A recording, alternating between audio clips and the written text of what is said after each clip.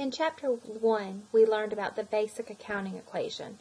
Now, as we move into Chapter 2, we're going to expand on that knowledge, and we're actually going to begin recording accounting transactions, and we're going to be looking at the overall process of moving from what we call a source document to recording our transactions, and then how do we actually get to those ending financial statements. So let's begin by understanding the overall process.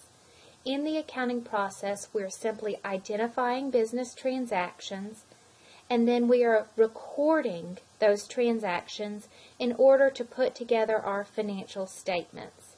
These statements are then used by both internal and external users to make decisions about our company. So here we have a basic idea. We analyze specific transactions from their source documents, and we'll define what a source document is in the coming slides. We'll then actually record our transactions in what we call our journal, and that's where we'll begin learning about the rules of our debits and credits. Once we have created a journal entry, we'll then post that information to our various ledger accounts, and from there we can prepare and begin analyzing what we call the trial balance. And from our trial balance, that's where we can create our actual financial statements. So a source document is simply a document that begins the process of recording specific accounting transactions. So for example, a source document could simply be a check that you receive from a customer, or it could be a check that you're paying. It could be earnings records from an employee. For example, if someone has a time card, that could act as a source document in order to need to make a transaction for the fact that that person has worked for you and you'll need to record some type of expense. You could have various bills from suppliers or purchase orders, bank statements or sales tickets showing that you have made a sale and have earned some type of revenue. So these are all examples of source documents. It's the information that backs up why you are actually going to create an accounting record. So here we have two definitions that are important. We've already identified this idea of an account, and if you'll remember from Chapter 1, we began looking at various accounts. But the actual definition of an account is a record of increases and decreases within a specific asset, liability, or equity item. So an account is going to record all of the transactions within one specific item. So if you'll remember when we had our assets, you have various accounts that qualify as an asset. For example, we had a cash account. You could have a land account, a building account. You could have an account for your accounts receivable. Those are all various types of accounts. So then your actual account is the record of all the changes that happens within the cash asset. Then what we have is the general ledger. And the general ledger is going to be a summary of the totals in all of your various accounts. And we'll look at that when we begin looking at our trial balance and so on. So here we have a picture, and you should identify this at this point. This is a picture of our accounting equation. You can see here we have our assets, the sum of all these various asset accounts, for example, cash, accounts receivable, notes receivable, inventory, and so on. These are all of our asset accounts. The sum of all of these should equal the sum of our liability accounts plus our equity accounts. Remember, our liability accounts, a liability is anything that you are legally obligated or you owe. It's going to use up your future resources. An example would be your accounts payable, your notes payable, and so on. Equity, again, that's made up of a couple various items. You had your common stock or your contributed capital, and then the other side of equity is retained earnings, made up of your net income, which is revenues and expenses, minus any dividends. So again, this is just a picture of our accounting equation. And each of these separate items, like your cash and accounts receivable, these are all your various accounts. We've touched on some of these accounts already in Chapter 1, but we're just going to begin to go through these. These are our asset accounts. Remember, an asset is defined as resources available to your company, and they're resources that your company is typically going to use in order to carry out their business. So examples of some of these resources, one of the most obvious is cash. Accounts receivable. Remember, this is a promise that you're going to receive money from someone. A note receivable. We've not talked about notes receivable yet, but we did talk about accounts payable and notes payable in Chapter 1. If you'll remember, a note payable is very similar to an account payable. It's just a more formal type of IOU, and it typically includes some type of contract and payment of interest. A note receivable is the same. A note receivable is similar to an account receivable because it's a promise to receive money. It's just a more formalized version. There's typically going to be some type of contract that backs up the agreement, and you'll typically also be receiving interest to go along with the note receivable. Prepaid account.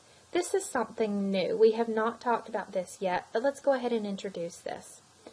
Anything that is prepaid is something that you have paid in advance. So let's think about if you pay your rent in advance. You pay your rent on January 1st, and you pay monthly rent each month. On January 1st, let's say you pay $2,000 in rent. That rent is a prepayment. There is some type of future value to that. It is going to be a resource that you're able to use over the next month. Because it is a resource available for your use, this is an asset. So until we use this up, this is one of our assets. It's a prepayment. It's almost like we have a gift certificate, and we have value in that certificate until we've used it up. As we move forward, we'll look at how do we account for the fact that we eventually use up that rent as the month carries on, but we'll look at that as we move forward. But here, anytime you see prepaid anything, whether it's prepaid rent or prepaid insurance, as long as it is prepaid, it is a resource available to our future use, and it's an asset. Supplies, we're talking about paper, pens, things that can be used up in an office. Supplies are an asset because they are resources available to our use. Equipment, buildings, and land. These are all classic examples of assets. They are all items that we have available to our use, and these are typically something that we call a long-term asset. These are items that are going to be around for more than just a year, and so these are typically qualified as long-term assets. Notes receivable, these can be short or long-term. In general, they're typically long-term because a note receivable is generally going to sit around for more than a year. But again, whether something is current or long-term simply determined by is it around for more than a year or for more than the coming accounting period. Liability accounts. Remember, these are items that are legal obligations of something. You can think of it as something that is going to use up our accounting resources in the future. We've already talked about accounts payable and notes payable. This is simply when you owe someone money. We have two other things that are new down here. Let's first look at unearned revenue. Unearned revenue is a way that we account for money that we have received in advance from someone. So let's go back and think. A minute ago we talked about a prepaid rent asset. If we are the person that has prepaid our rent, we have an asset. But then let's think about the company to whom we paid rent. They have a liability, and that is called unearned revenue. Because think about it. Once you have paid your rent to someone, are they legally obligated to allow you to live there for that month? Yes, they have a legal obligation. if they were to kick you out for some reason, there would generally be some type of legal litigation that would take place, money that would need to be paid back to you. So anytime someone receives money in advance, we call this unearned revenue. Because eventually, once they allow you to live or to do business in their facility, once that month of rent has passed, you can then say that they have earned their revenue. But until time has passed, that is unearned revenue. Let's think of another example. Think about if you buy something online. You pay for it as soon as you get it out of your shopping cart. You make a contract with someone saying that I'm going to pay you now, and then you're going to ship items to me. Well, at the moment that you pay money, has that company done anything? No. They'll receive information from their computer system saying that you've paid money, and now they need to send whatever items you've purchased. Until they actually mail the items to you, they have your money, but they have not yet earned that sales revenue. So until they actually fulfill their obligation and earn that revenue, they'll need to record this as a liability because they are legally obligated to either give you your money back or they need to earn that revenue. Finally, we'll look at accrued liabilities. An accrued liability is something that we're going to concentrate on in future chapters, but I want to go ahead and explain the idea of an accrued liability while we're here. So an accrued liability is another way of saying that we have some type of liability that we have already incurred, meaning that we have gotten some benefit, but we have yet to pay for it. We haven't really been billed for it yet. But we know we've incurred it, so we want to accrue for it. And accrue for it means we're simply going to go ahead and record it, even though we've yet actually been billed for this type of item. So let's think of a classic example here. Let's think about a company that has employees, and they pay them every Friday. So every Friday, they're going to pay them for the work that they completed Monday, Tuesday, Wednesday, Thursday, and Friday, and they get their check Friday afternoon before they leave. What happens if your accounting period ends on a Wednesday? If your accounting period ends on a Wednesday, you have had people who worked for you on Monday, they worked for you Tuesday, and they worked for you all day on Wednesday. However, we don't pay them until Friday. Can you understand that once someone has worked for you Monday, Tuesday, and Wednesday, it's irrelevant what day they get paid. No matter if they get paid Thursday or Friday, at the end of the day, Wednesday, you owe them money for the 3 days that they've already worked.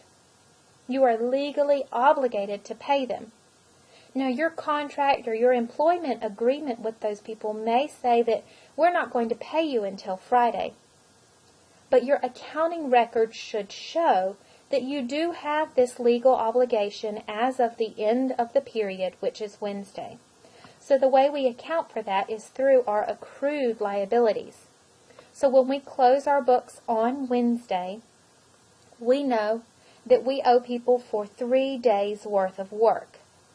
Now, we're not going to pay them today, but we do want to go ahead and account for the fact that we owe them. And we do that by booking a transaction for an accrued liability. Finally, we're going to look quickly at our equity accounts.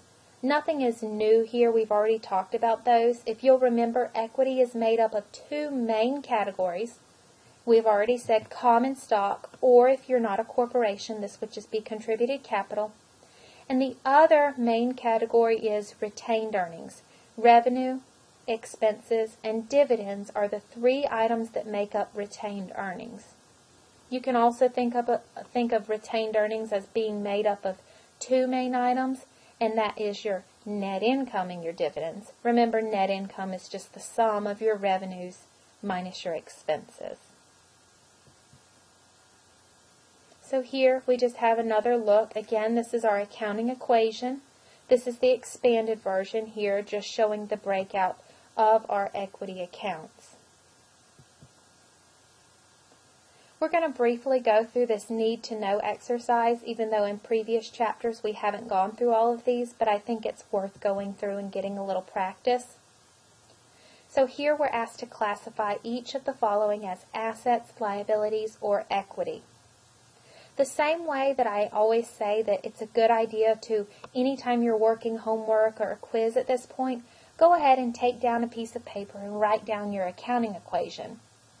This is another nice thing to write down, kind of a little cheat sheet here, and some key words. If you see any of these words in an account title, you can use these rules to help you identify how they should be classified.